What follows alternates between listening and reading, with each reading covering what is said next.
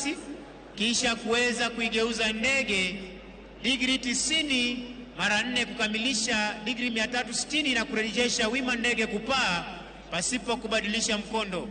Kisha ndege ya pili, Mheshimiwa Rais, itatuletea onyesho ambalo rubani ataweza kuinua ndege takriban degree 45 huku akitupa mizunguko ya kushoto na kupaa juu kabisa. Kisha ndege ya tatu, Mheshimiwa Rais, itatuletea onyesho vertical roll ambalo rubani atapanda ndege ikiwa imeinuliwa pua lake degree takriban 60 kupaa juu kama tunavyotazama angani. Anainua ndege kwa umaridadi kutupa mara ya pili, ya tatu na ya 4. Tumpe makofi rubani huyo tafadhali. Ndege ya pili, Mheshimiwa Rais, onyesho aileron roll.